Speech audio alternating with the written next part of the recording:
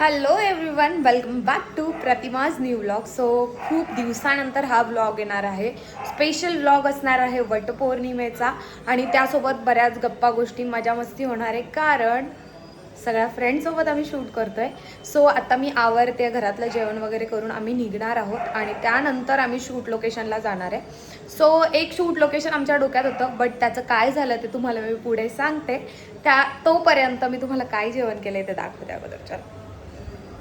So मी इकडे मसूरची आमटी केलेली आहे. थोडं मेस झालेलं आहे कारण आवरत होती. इकडे राईस आहे. देन मी इकडे केलेली आहे रेखलो फ्लॉवर आणि आता मी करते भाकऱ्या. खूप गाईज आवरले माझं आता आणि आता मी निघाली आहे. साडी घेतली आहे, ज्वेलरी घेतली आहे आणि चप्पल घेतली आहे. बाकी काय घ्यायचं ते लक्षात नाही आहे आणि असं वाटतंय काहीतरी विसरली आहे.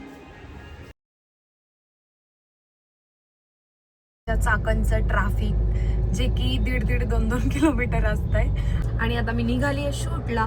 सिमरन येते, स्नेहल येते, आमचे हजबंड्स नंतर येणार आहेत. Guys look at the location. इकडे गाडी पार्क करायची होती मला. सगळे आपल्या अगोदर सगळे भेटायला रेडी असतात एकमेकांना. ऐक ना, शूट आमचं आहे आता, मग तुमच्या लोकांचं आता काय आहे? अच्छा असं वाला आहे का? हा का गेला? अच्छा लावतोय गाडी. तुझं काय आहे?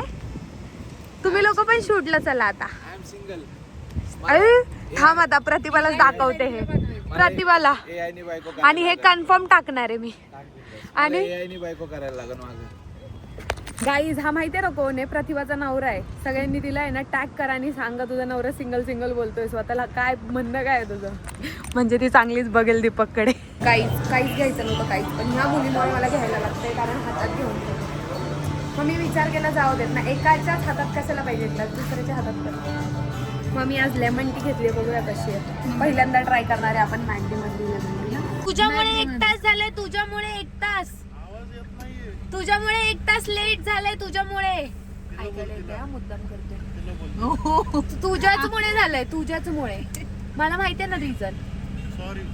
अरे देवा, जाऊ दे आता इट्स ओके बोलण्याशिवाय काय. टायमिंग होता 11-12चा. तू टीचर थांबा तुम्ही कशा आहेत? Sorry for late, sorry for delay, sorry for सगळं. हाय गाइज, हमारी दीदी आ गई है, मतलब आपको समझ में आया रहेगा. 1 तास झालं मी येऊन, आता नाही आली आहे मी. ठीक है, तू आता आली आहेस लेट. तो हमारी दीदी यहाँ आ गई है, तो तुमको पता ही है हम अभी शूट करने जा रहे हैं और यहाँ पे सिमी जान निकाल रही है बैग. हे गाईज हे एका दिवसाचंच सामान आहे, एका दिवसाची बॅग आहे हा ती, फॉर युअर काइंड इन्फॉर्मेशन. चलो आता डायरेक्ट रेडी होतो. मला जायचं आहे 4th फ्लोअरला आणि नेमकी लाईट गेली आहे.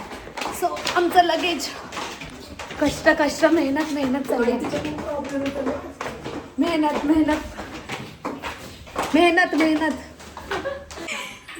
हाय कर ताईला. कशी आहे पिल्लू तू? विसरली तुम्हाला? छान आहे म्हण ना. आता मी बनवते आहे कढईभर मॅगी. कारण आम्हाला लागलेली आहे भूक, लाईट गेलेली आहे, हेअर्सचं काहीच करू शकत नाही लगेच. सो तोपर्यंत कुछ तो खाना बनता है. It's Maggi time now. Let's go have Maggi. Guys नेहमीप्रमाणे गोंधळ झालेला आहे.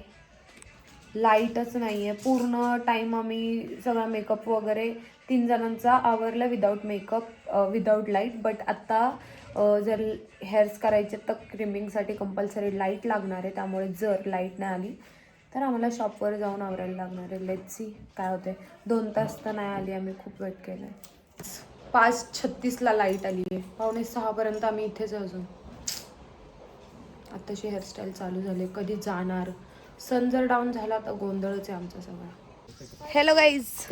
युगान सांग रे, किती फोन केले आपण? थांबवलं, वाळवलं लगेच ऊन बिना. हॅलो गाईज, माझं नवरा आलेला इथे. काय बोलता? कशी दिसते मी जरा सांगा, कॉम्प्लिमेंट द्या.